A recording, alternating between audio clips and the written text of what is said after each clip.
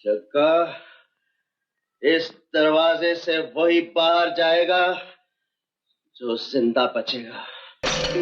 इसे अपनी जेब में रख ले पीटर। अब ये ताला मैं तेरी जेब से चाबी निकाल कर ही खोलूंगा। ये दोनों सीन देखकर आपके मन में यही ख्याल आ रहा होगा कि ये दोनों कितने मिलते जुलते हैं। चूंकि अमिताभ का ये आइकॉनिक सीन उनकी ऑल टाइम ब्लॉकबस्टर फिल्मों में से एक दीवार का है, और शायद ही कोई हिंदी सिने प्रेमी हो जिसने ये सीन नहीं देखा हो। बल्कि फिल्मी इतिहास में ये उन सीन में शुमार है जिन्होंने अमिताभ बच्चन को एंग्री यंग मैन बनाया।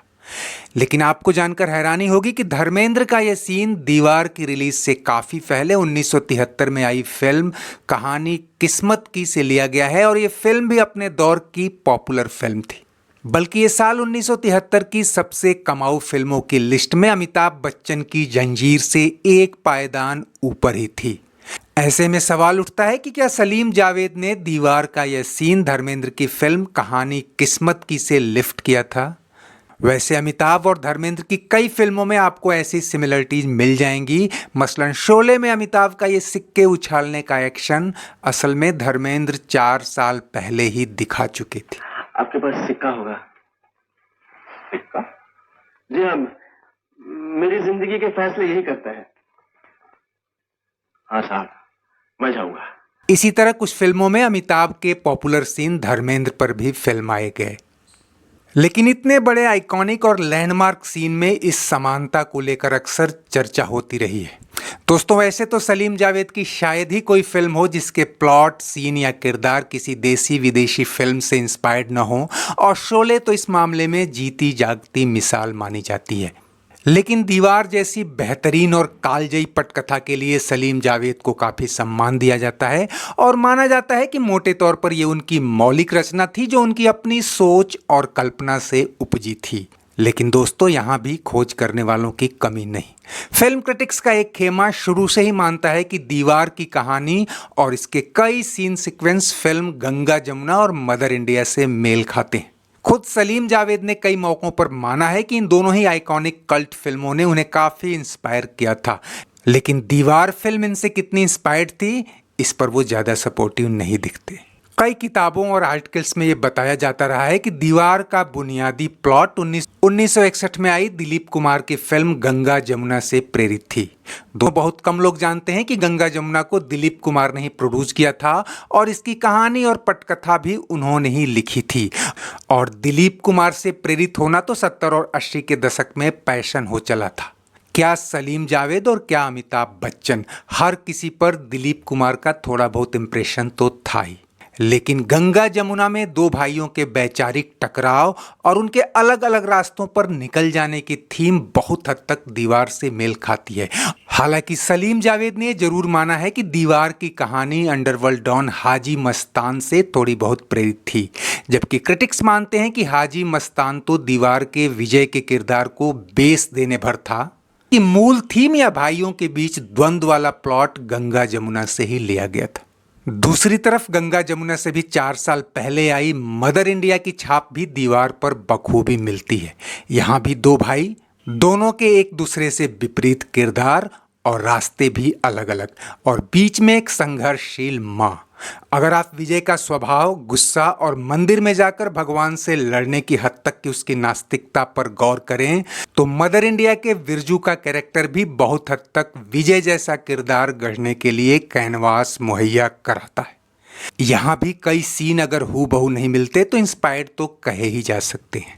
यानी कुल मिलाकर ये तय है कि एंग्री यंग मैन का किरदार सलीम जावेद की मौलिक देन नहीं थी, बल्कि हिंदी सिनेमा में 15-20 साल पहले ही ये पैदा हो गया था। ये जरूर है कि इस किरदार पर अमिताभ की पर्सनालिटी ने जो रंग जमाया वो ना पहले दिखा था और ना ही अगले कई दशकों तक उसे कोई टक्कर दे पाया। और दोस्तों, जब हम दीवार के इंस्पिरेशन को उजागर कर रहे हैं तो ये भी नहीं भूलना चाहिए कि दीवार चाहे कहीं से भी इंस्पायर्ड हो, उसने जो कालजयी कहानी और स्क्रीन प्ले बुनी और अमिताभ की अदाकारी ने उसे जिस बुलंदी पर पहुंचाया, उसके बाद उसे भी कॉपी करने की होड़ शुरू हो गई। अब जिस सीन को धर्मेंद्र से अमिताभ पर फिल्माया बताया जा रहा है, जरा उसके बाद के नज़ारे देखिए। यहाँ हीरो की शक्ल हटा दें तो कौन कहेगा कि ये दीवार का सीन नहीं है। वैसे दीवार की ही तमिल रीमेक है दी। 1981 में आई इस फिल्म में रजनीकांत ने दीवार वाले विजय का रोल किया था और अपने स्टारडम को बहुत ऊपर ले गए।